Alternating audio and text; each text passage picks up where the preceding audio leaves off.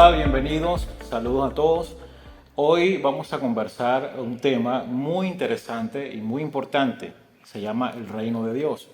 Quiero también agradecer la presencia del pastor Rafael, un gran amigo. Está pastoreando el Centro de Entendimiento Esdras 710.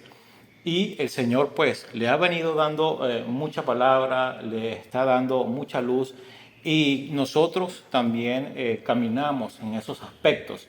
Y hoy queremos dejar y sumar este aporte al reino del Señor, al cuerpo de Cristo, de manera que podamos avanzar en ese crecimiento de la vida que hoy nos habita y esa vida que hoy nos gobierna. Quiero leerles y compartirles esta cita, está en Colosenses 1:13, dice el apóstol Pablo: Él nos libró del dominio de la oscuridad y nos trasladó al reino de su amado Hijo, en quien tenemos redención y el perdón de pecados. El reino es un sistema de gobierno en donde todos los que pertenecen a ese reino están sometidos bajo una autoridad.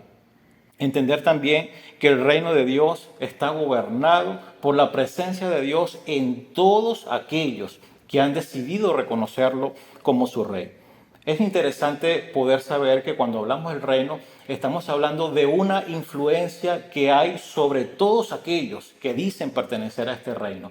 Una influencia en donde también eso debe ser reflejado en una manera de vivir, en una conducta. Hay valores y hay una moral que domina y que gobierna a cada persona que ha decidido someterse voluntariamente a lo que hemos considerado que es el reino de Dios. Hoy podemos decir que la cruz cambió el rumbo y que la cruz cambió el destino de toda la humanidad. Dice la primera carta del apóstol Pedro, capítulo 2, verso 9, dice: nos llamó de las tinieblas a la luz. Es decir, hay un traslado que a nosotros nos otorga el estar incluidos en un pacto de amor, en ese pacto que hay entre el Padre y el Hijo. Quiero decirte hoy que todos somos participantes de este reino, de un reino que además es inconmovible, de un reino que es inalterable, que está por encima de todas las edades. Quiero hoy también decirte que puedas disfrutar esta libertad de lo que es pertenecer a este reino, de lo que es estar en esta relación de pacto que hay entre el Padre y el Hijo y en el cual nosotros ya estamos incluidos. Pero hoy quiero también abordar desde otro punto de vista, Pastor Rafael, y que podamos decir qué no es el reino de Dios, porque debe haber claridad en este tiempo para todo el cuerpo. Así es, gracias Samuel, gracias a todos los que nos ven. Y este tema despierta mucho la imaginación porque lamentablemente cuando se habla del reino de Dios pensamos que es un reino que queda en el cielo. Sí. Muchas personas, yo creo que la mayoría, cuando escuchan el término reino de Dios o reino de los cielos, que son dos términos que Se usa mucho. sí, en la Biblia aparecen, se intercambian los Claro. dos. Entonces pensamos que es un reino que no está en la tierra, sino que está en el cielo. Pero es que la misma palabra dice que es el reino de Dios. Así es. Y el reino de los cielos, no el reino en los cielos. El reino, como tú lo has dicho muy bien, es una influencia. Pero, ¿qué no es el reino de Dios? El reino de Dios no es un lugar físico. Así es. En nuestra mente hemos pensado que el reino de Dios es una ciudad que queda en el cielo, que queda en las nubes. Hay algunas doctrinas que hablan acerca de que el reino de Dios es una ciudad llamada la Nueva Jerusalén, pero eso no es lo que enseñan las Escrituras. Número 2, así como el reino de Dios no es un lugar físico, el reino de Dios o al reino de Dios no accedemos después que nos morimos. Ajá. Que ese también es otro concepto que se maneja. Se piensa, Es bueno, correcto. el día que tú te mueres, tú entras en el reino de Dios. El día que tengas que irte de este mundo, tú entras en el reino de Dios. Sin embargo, Jesús, conversando con un religioso judío llamado Nicodemo, una autoridad eclesiástica en el Israel de su momento, le dijo: Nicodemo, si tú no naces de nuevo, tú no puedes ver el reino de Dios. Si no naces de nuevo, no puedes entrar en el reino de Dios. Entonces, en el reino de Dios no entramos cuando morimos. Al reino de Dios entramos cuando nacemos de nuevo. ¿Por qué? Porque es el nuevo nacimiento o el nacimiento espiritual el que nos garantiza entrar en ese reino que no es otra cosa que el gobierno de Dios. En Mateo capítulo 6, en el muy conocido Padre Nuestro, la oración del Padre Nuestro que Jesús le enseñó a sus discípulos, les dijo, venga tu reino Así es. y sea hecha tu voluntad, como se hace en los cielos, que se haga también en la tierra. Entonces, el reino de Dios no es otra cosa que la influencia de Dios en los hombres y mujeres que se han rendido a su voluntad y que han sido redimidos por su sangre, los creyentes del nuevo pacto. El reino de Dios no es otra cosa que el gobierno de Dios en el corazón de aquellos que han decidido voluntariamente aceptar a Cristo como su Salvador Así es. y a Dios como su Rey. Porque para que haya un reino, tiene que haber un rey, Es correcto. tienen que haber leyes, tiene que haber un súbdito, súbditos y tiene que haber un territorio de donde el gobierno. Entonces, ya con eso en mente, nos damos cuenta que la Biblia en el Nuevo Testamento presenta a la iglesia como el reino de Dios. Y eso elimina toda imaginación y toda creencia de un reino futuro o de un reino físico. Entonces, cuando yo entro en el reino de Dios, entro en el reino de Dios cuando entro en la voluntad del Señor, cuando Dios es mi rey. Y el reino de Dios aparece desde Génesis hasta Apocalipsis. Así es. Lo encontramos en toda la Biblia. De hecho, cuando leemos Génesis capítulo 1, versos 25, 26, 27, habla acerca de que Dios le dio al hombre en el principio dominio, poder, autoridad y señorío. Dominio, poder y señorío que se perdieron por causa del pecado, Así es. de lo que se conoce como la caída. Para eso viene Cristo. Cristo vino a buscar y a salvar lo que se había perdido. Ahora, el mensaje más importante de la Biblia es el mensaje del reino. El mensaje que vino a traer Jesús es el mensaje del reino.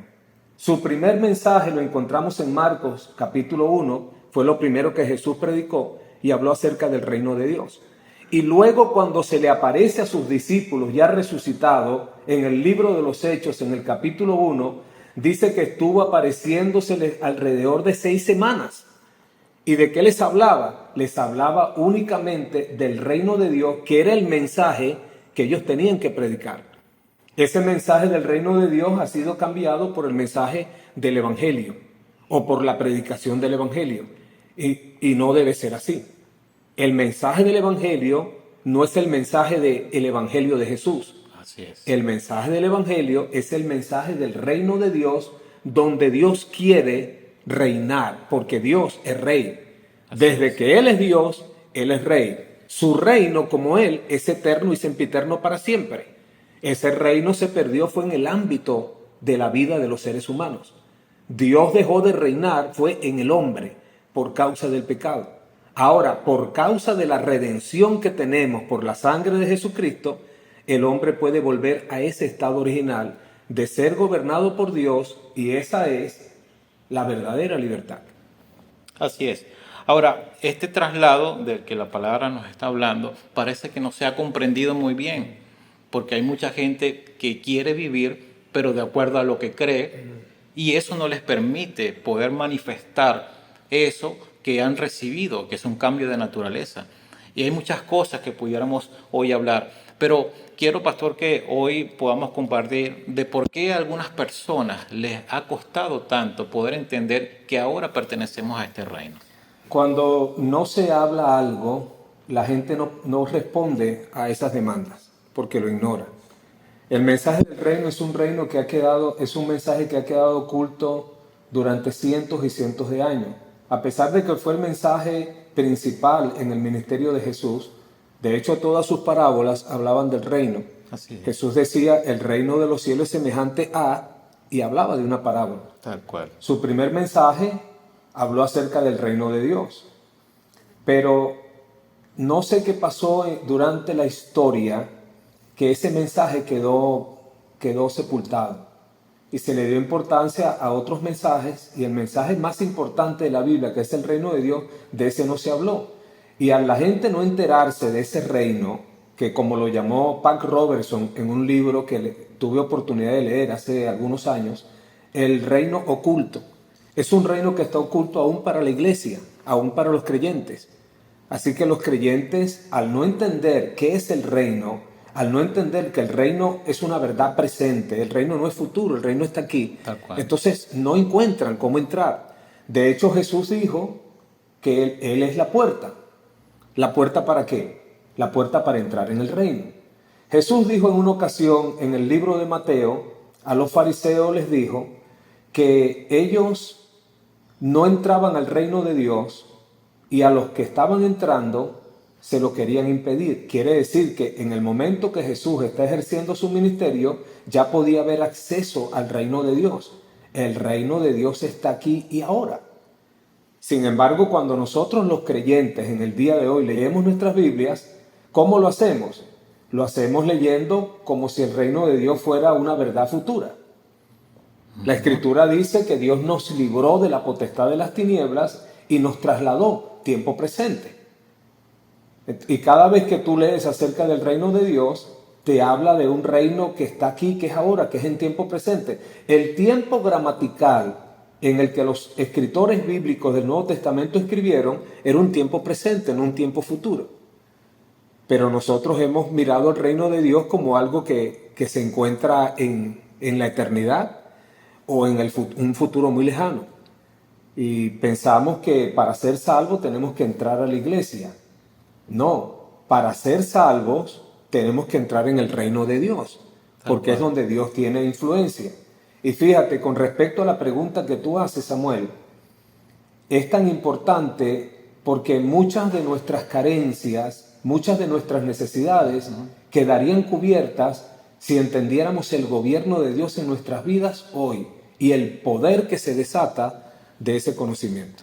Precisamente hablando del gobierno de Dios en nuestras vidas, también tenemos que decirlo, y es oportuno poder hablar que el reino de Dios se le ha dado muy poca importancia en algunos púlpitos evangélicos.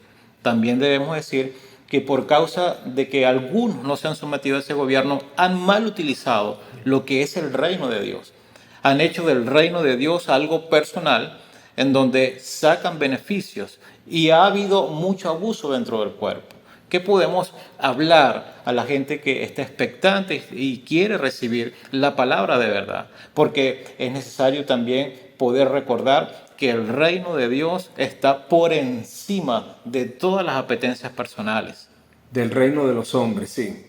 La iglesia, pues lamentablemente, como la conocemos, la iglesia denominacional es una iglesia que está partida en pedazos. No hay una religión más dividida y más fragmentada que la religión cristiana. Porque con toda la crítica que podamos hacer a otras grandes religiones, religiones del Medio Oriente o la religión de Roma, son religiones que se mantienen coaccionadas, se mantienen unidas. Sí. Se habla de una sola iglesia católica, se habla de un Islam, pero de los evangélicos o de los protestantes son miles y cientos de miles de denominaciones y de grupos. ¿Por qué? Porque precisamente la falta de conocimiento del mensaje del reino de Dios ha hecho que establezcamos nuestros propios gobiernos. Y en esos gobiernos que gobierna el hombre, pues encontramos esas injusticias. Encontramos esa parte del yo del ser humano que quiere gobernar, que quiere imponerse por encima de los demás, que quiere utilizar a las personas para sus propios beneficios, y eso no podemos negarlo. Eso lo hemos visto y siempre ha sucedido y se seguirá sucediendo en la vida de aquellos que no entiendan que solo hay un rey, que Dios es el rey, que Jesucristo es el Señor, que hay una sola iglesia, que esa iglesia tiene una sola cabeza, que es un solo cuerpo, del cual todos nosotros somos miembros. Finalmente, Pastor Rafael, el apóstol Pablo en su carta a los Efesios, capítulo 2, dice: porque somos hechura de Dios, creados en Cristo Jesús para buenas obras, las cuales Dios dispuso de antemano a fin de que las pongamos en práctica.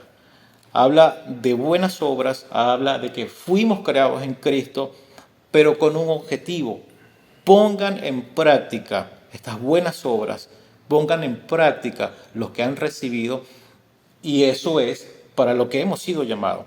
Ahora, ¿qué debemos hacer entendiendo que el apóstol Pablo nos exhorta, nos recuerda que somos hechura de Dios para buenas obras, para ponerlas en práctica. ¿Qué debe hacer el cuerpo de Cristo? ¿Qué debe hacer un creyente? Bueno, fíjate que las buenas obras de las que habla el apóstol Pablo fueron obras diseñadas desde antes. Dice que esas buenas obras Dios las predestinó desde antes, porque el plan de salvación del Señor es parte de un gran diseño divino. Precisamente también esa palabra diseño tú no la escuchas por ninguna parte. Sí. Los ministerios no hablan de un diseño. Así es. Y al yo no contar con un diseño, con una maqueta, mira, cuando se hace una obra de construcción, de ingeniería, de arquitectura, el arquitecto, lo primero que él está pendiente es de que todos conozcan el diseño. Ahí no puede haber un maestro de obra, no puede haber un trabajador que no conozca el diseño. Claro. Porque entonces la obra no va a salir conforme a los planos como está establecido. Así también las buenas obras que Dios estableció desde antes para nosotros son parte de un diseño. Yo creo que la manera de escapar de alguna forma de esa manipulación en la que muchos han caído en algunos sistemas es volver a la senda antigua, conocer cuál es el diseño de Dios, Sí. volver a las escrituras y permitir que sean las escrituras las que gobiernen nuestra vida, las que le den rumbo, las que le den dirección a nuestra vida. Y si haciendo eso tenemos que salir de algunos lugares y de algunas influencias, pues tenemos que hacerlo. Así es. Porque si no, nunca y jamás podremos entender la voluntad de Dios, para qué nos diseñó Dios, para qué es la salvación. Y lo peor, vamos a diluir nuestras fuerzas y nuestros recursos sirviendo en lugares y a personas que no están en la voluntad de Dios. Así es. Bueno, llegamos al final de este conversatorio. Vamos a abordar otros temas también más adelante, pero queremos en todo caso sumar con este aporte, con esta luz que ya nos gobierna, con esta vida que ya nos habita, y el propósito es ese, el propósito es llevar la palabra de verdad. Creo que hemos sido llamados a eso, a ser responsables, a ser buenos administradores, a ser fieles, pero fieles a la verdad. Buenos administradores de la multiforme gracia de Dios. Amén. En realidad lo que Dios nos llama es la fidelidad. Eso es lo que Dios espera de nosotros. Ni siquiera espera que tengamos toda la capacidad y destreza para hacer las cosas, sino que seamos fieles, porque Él es poderoso para capacitarnos. Saludos a todos, gracia y paz.